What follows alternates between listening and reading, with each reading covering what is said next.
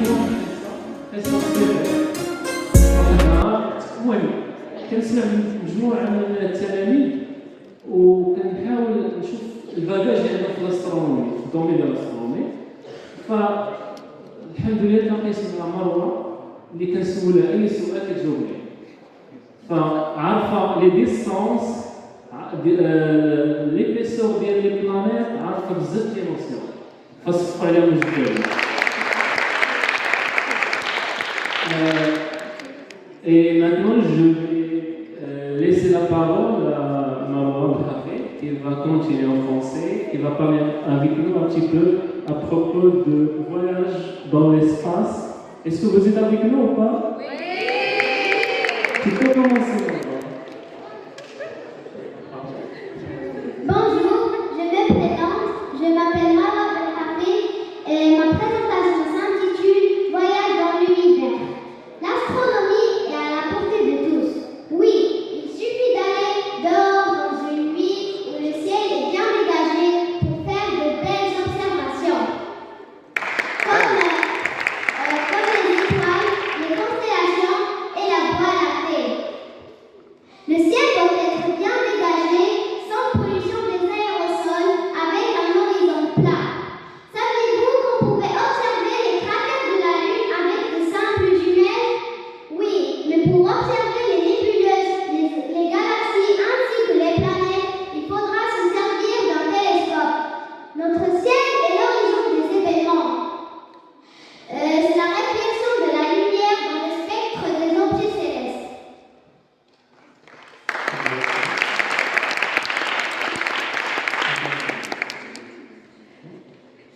Les constellations. Une constellation est un regroupement apparent d'étoiles qui forment une géométrie quelconque. Les constellations les plus connues sont les constellations d'Orion, le chasseur, et la constellation d'Ours. La constellation d'Orion, le chasseur, se trouve dans l'équateur céleste. Une seule étoile peut être observée le jour, et c'est notre Soleil. Les couches du Soleil sont la chronosphère, la photosphère, la couronne, la chromosphère, la photosphère, la zone de convection, la zone de radiation et le noyau. La distance entre la Terre et le Soleil est approximativement de 150 millions de kilomètres. La chaleur du noyau peut atteindre jusqu'à 15 millions de degrés Celsius, ce qui déclenche la fusion thermonucléaire de l'hydrogène en hélium. Le cycle de vie du Soleil. Notre Soleil a 4,5 milliards d'années. Quand il aura consommé tout son carburant, il libérera ses couches périphériques pour devenir une géante rouge. La géante rouge va ensuite expulser ses couches périphériques pour devenir une naine blanche entourée d'une nébuleuse planétaire.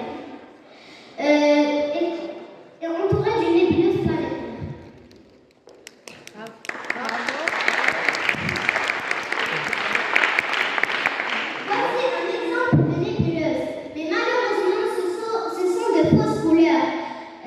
Ce sont des images composites de fausses couleurs.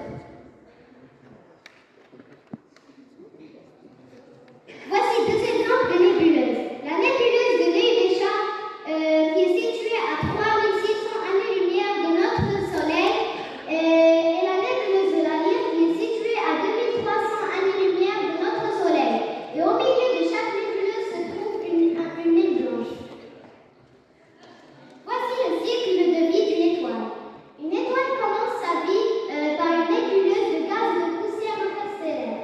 Ces poussières interstellaires se contractent pour former une proto-étoile. La proto-étoile va devenir une étoile peu massive, puis une étoile massive. Commençons par le dessin d'une étoile peu massive. L'étoile peu massive, comme notre Soleil, va libérer ses couches périphériques pour devenir une géante rouge. La géante rouge va expulser ses couches périphériques pour devenir une naine blanche. Le dessin d'une étoile massive est différent. La nébuleuse de gaz et de poussière interstellaire se contracte pour former une étoile massive. L'étoile massive libère ses couches